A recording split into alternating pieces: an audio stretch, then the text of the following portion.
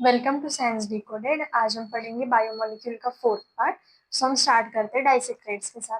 तो डाइसेक्राइड मतलब क्या? जो हाइड्रोलाइसिस पर दो मोनोमर्स यूनिट देता है उसे हम क्या कहते हैं? डाइसेक्राइड्स। जो एक दूसरे से कैसे लिंक होते हैं? ग्लाइकोसाइडिक बॉन्ड के साथ में। ठीक है, तो पहला डाइसेक्राइड कौन सा पढ़ रहे हैं हम? सुक्रोज। उसका फॉर्मूला क्या होता है? C12H22O11।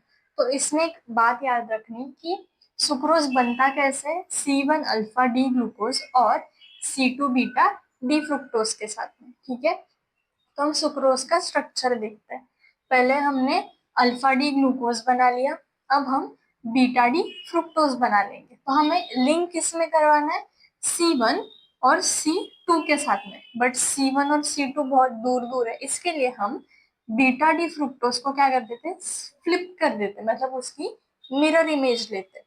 तो हमेशा याद रखना है, जब भी हम मिरर इमेज लेते हैं, फॉर एग्जाम्पल यहाँ पर OHCH2H है, तो वो क्या हो जाते हैं? फ्लिप हो जाते हैं। जैसे हम मिरर इमेज लेते हैं वैसे ही वो भी फ्लिप हो जाते हैं। ठीक है, तो अब ये दोनों पास में आ गए, तो हम हाइड्रोलाइसिस पर, जब हम हाइड्रोलाइज करेंगे तो वाटर रिलीज हो जाएगा, और वाटर रिलीज होने पर क्या फॉर्म होगा?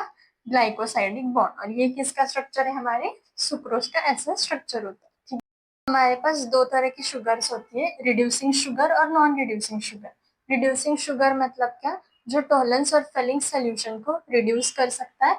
और नॉन रिड्यूसिंग मतलब क्या? जो नहीं कर सकता। ठीक है, तो जो ग्लूकोज था उसके C1 पर अल्डिहाइड ग्रुप प्रेजेंट था, मतलब फ्री अल्डिहाइड प्रेजेंट था, इसके लिए ग्लूकोज भी क्या हो गया हमारा? Reducing sugar. वैसे ही सुक्रोज क्या है? Non reducing sugar. Non reducing sugar क्यों? क्योंकि यहाँ पर भी क्या है? Alpha D glucose. Alpha D glucose का C1 पर अल्डिहाइड ग्रुप था, बट वही C1 अब बॉन्ड में है, इसके वजह से यहाँ पर कोई फ्री अल्डिहाइड ग्रुप नहीं है। इसके वजह से जो सुक्रोज है वो हमारा क्या हो जाता है? Non reducing sugar. सुक्रोज होता है उसे हम इनवर्ट शुगर भी कहते हैं। ऐसा क्यों कहते हैं? क्योंकि जो सुक्रोज होता है वो डेक्स्ट्रो रोटेटरी होता है। ठीक है, ऑन हाइड्रोलाइसिस वो क्या देता है? ग्लूकोज और फ्रुक्टोज। ग्लूकोज क्या होता है? डेक्स्ट्रो रोटेटरी, उसकी वैल्यू कितनी है? 52.5। और फ्रुक्टोज क्या होता है? लिवो रोटेटरी, उसकी वैल्यू कितनी है? 92.4। तो अगर हम इसका एवरेज ले तो ओवरऑल सोल्यूशन क्या हो जाएगा? लिवो रोटेटरी। बट सुक्रोज पहले क्या था? डेक्स्ट्रो रोटेटरी, अब वो क्या बन चुका है? लिवो रोटेटरी। इसके वजह से सुक्रोज को हम क्या कहते हैं? Invert sugar. सेकेंड डाइसेक्राइड कौन सा है? माल्टोज। तो माल्टोज में हमें क्या याद रखना है? वो कैसे बनता है? C1 अल्फा डी ग्लूकोज और C4 अल्फा डी ग्लूकोज के साथ में। ठीक है, तो हमने दो ग्लूकोज बना दिए, अल्फा डी ग्लूकोज बना दिए, और इसमें हमें फ्लिप करने की कोई जरूरत नहीं थी, क्योंकि फर्स्ट कार्बन और फोर्थ कार्बन आसपास है। इसके लिए जब इसका हाइड्रोलाइज करेंगे तो वाटर का लॉस होगा और हमें क्या मिलेगा? माल्टोज का स्ट्रक्चर।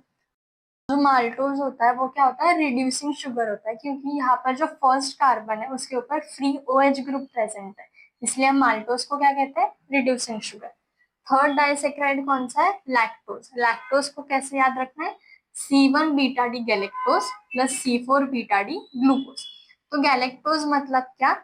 बस ग्लूकोज का स्ट्रक्चर निकालना और उसकी फोर्थ कार्बन पे जो भी कॉन्फ़िगरेशन है उसको चेंज कर देना है, वही हमारा गैलेक्टोज बन जाता है। तो यहाँ पर हमने फोर्थ कार्बन पर कॉन्फ़िगरेशन चेंज कर दी, ये हो गया हमारा बीटा डी गैलेक्टोज और ये हमारा बीटा डी ग्लूकोज। तो यहाँ पर C1 और C4 के बीच में ग्लाइकोसाइडिक बॉन्ड बन गया, और ये क्या है? हमारा लैक्टोज का स्ट्रक्चर। तो लैक्टोज में जो ग्लूकोज का फर्स्ट कार्बन है उस पर एक फ्री OH प्रेजेंट है, इसके लिए लैक्टोज भी क्या होता है? Reducing sugar. तो पॉलीसेक्राइड देखते हैं। पॉलीसेक्राइड मतलब क्या? जो हाइड्रोलाइसिस पर बहुत सारे मोनोमरिक यूनिट थे।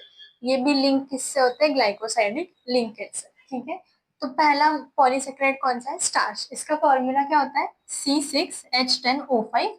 एन मतलब क्या? बहुत सारे यूनिट्स। ठीक है, जो हाइड्रोलाइसिस पर क्या देते हैं? एन नंबर्स ऑफ C6H12O6, मतलब ग्लूकोज। ठीक है, तो हम स्टार्च को क्या कह सकते हैं? Starch is polymer of glucose. और जो स्टार्च होता है वो स्टोरेज इन प्लांट्स में हेल्प करता है। ठीक है, तो स्टार्च जो होता है वो दो टाइप से मिलके बना होता है, अमाइलोज और अमाइलोपेक्टिन। तो अमाइलोज है ना, पूरे स्टार्च में 15 to 20% होता है, और ये वाटर सोल्यूबल होता है और एक लॉन्ग चेन जैसे होता है, उसमें कोई ब्रांचेस नहीं होती। ठीक है, और ये कैसे लिंक बनाता है? C1C4 अल्फा डी ग्लूकोज, और कुछ ऐसे दिखता है, ठीक है।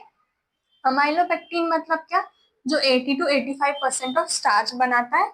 ये वाटर इनसोल्यूबल होता है और कैसा होता है, ब्रांच्ड, ठीक है। तो इसमें लिंक कैसे बनाता है, जो स्ट्रेट चेन है वो कैसे बनती है, C1C4 अल्फा डी ग्लूकोज, और जो ब्रांचिंग है वो कैसे बनती है, C1C6 अल्फा डी ग्लूकोज।